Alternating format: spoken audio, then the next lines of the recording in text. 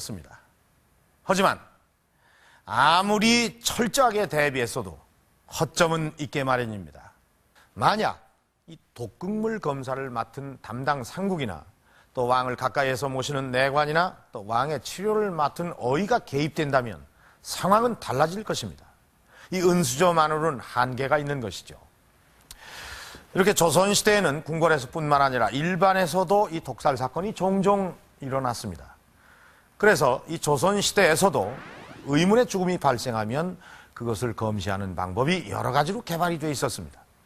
자, 지금 보시는 이 검엄도는 피살 의혹이 있을 때 검시관이 그 시신을 조사하는 방법을 그려놓은 그림입니다. 부검은 하지 않더라도 이 시신 상태로 알아낼 수 있는 사항을 철저하게 점검해 본 것을 알 수가 있습니다. 이 독살이 됐는지를 확인해 보는 방법에는 이 은비녀를 많이 사용하기도 했습니다. 그러니까 이 은비녀를 시신의 입에 넣었다가 꺼내 봐서 이 은비녀가 색이 변하면 독살된 것으로 판정을 했습니다. 그리고 또 시신의 입에 밥알을 넣었다가 꺼내서 그것을 닭에게 먹여보는 방법을 쓰기도 했습니다. 이렇게 독살이 됐는지 그것을 확인해보는 방법은 얼마든지 많이 있었습니다. 그런데 소현세자에게는 아무런 방법도 사용하지 않았습니다. 사관이 실록에 약물에 의한 중독사의 의혹을 제기할 정도라면 당시 여러 가지의 의견이 분분했음이 분명한데 아버지 인조는 아무런 조치도 취하지 않았습니다. 그뿐만이 아닙니다. 세자가 죽은 후 인조는 전혀 뜻밖의 태도를 취합니다.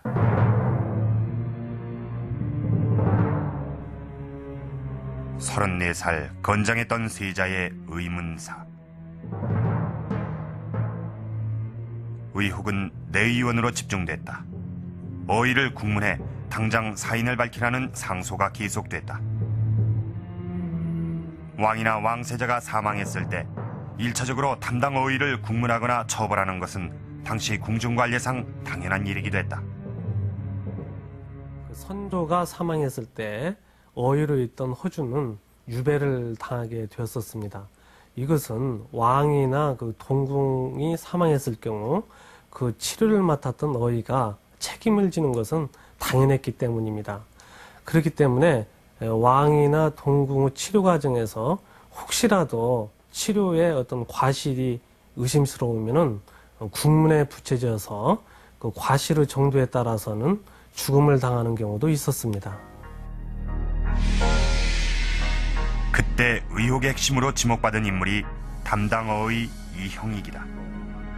이형익은 세자빈과 사이가 좋지 않았던 인조의 후궁 조소용의 천거로 특채된 어의였다. 사간원과 사원부의 젊은 관리들은 평소 이형익의 품성을 지목하며 그를 국문하라고 주장했다.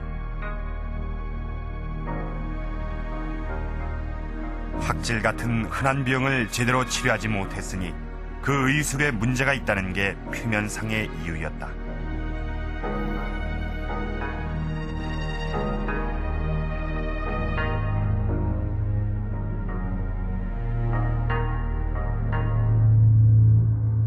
그러나 그 이면엔 또 다른 이유가 있었다. 환경전을 드나들며 치료를 주도한 이형익은 맘만 먹으면 세자를 살해할 수도 있는 여건을 가지고 있었다. 세자에 대한 반대 세력의 신복이란 사실은 살해 동기까지 갖췄음을 의미한다. 이형익을 국문하라는 상소는 결국 소현세자의 죽음을 사주한 배후를 밝히라는 뜻이었다. 이형익의 세자 일가와 아주 사이가 안 좋았던 그 인조의 후궁 조소용의 사갓집에 출입하던 그런 어이였다는 점에서 그런 의사로서 이제 불과 한 2달 전쯤에 궁중에 특채된 그런 어이라는 점에서 이제 많은 의혹이 뒤따랐는데요. 결국 이 대관들이 그 어이 이형익을 처벌하자라고 주장한 것은 다시 말하면 그 세자의 죽음에 분명한 그 배후가 있다, 그 의문이 있다. 그러니까 바로 그 배후를 철저히 파헤치자 하는 그런 주장이었습니다. 그러나 인조의 태도는 뜻밖이었다. 국문은커녕 관례처럼 돼 있는 최소한의 책임 추궁조차 하지 않았다.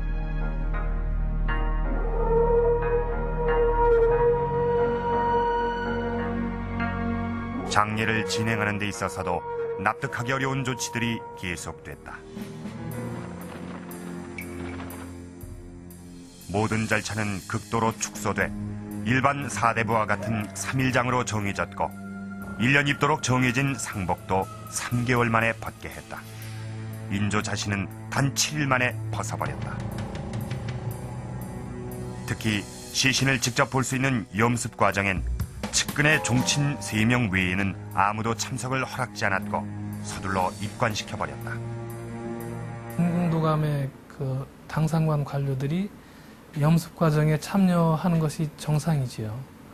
근데 소현세자 같은 경우는 인조가 그 빈궁도감의 관료들이 염습 과정에 참여하는 것을 막았습니다.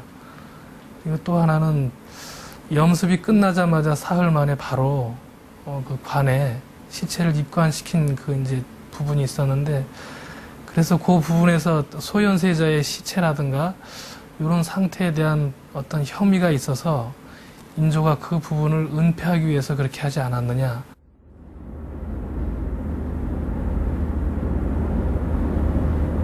그렇게 장례를 치른 뒤 소현세자는 서삼릉 뒤편 언덕에 묻혔다. 다른 왕족의 무덤과 달리 가파른 언덕 위에 조성된 소현의 묘. 보통 왕이나 세자의 무덤엔 문인석과 무인석이 4개씩 세워지는데 그의 무덤엔 문인석 2개밖에 없다. 또 세자의 무덤에 붙여지는 원이란 칭호가 사용되지 않았다. 아버지인 인조는 의문사한 아들을 이토록 외진 곳에 일반 사대부의 묘역으로 격화시켜 매장시켰다.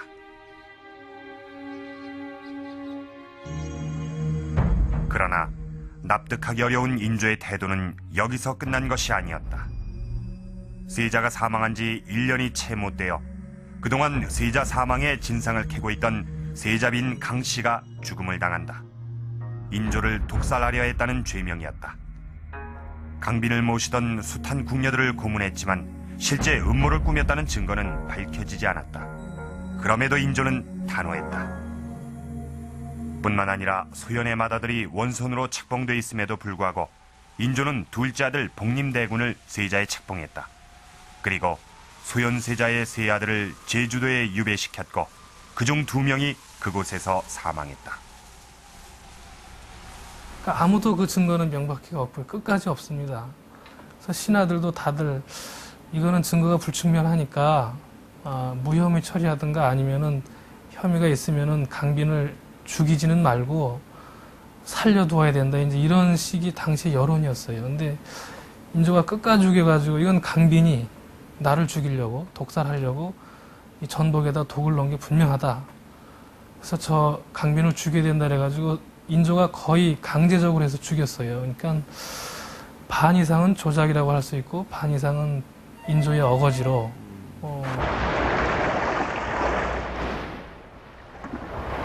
세자가 사망한 지 1년 만에 소현 일가는 대역 죄인이 되어 막내 아들만 남겨두고 모두 사망했다.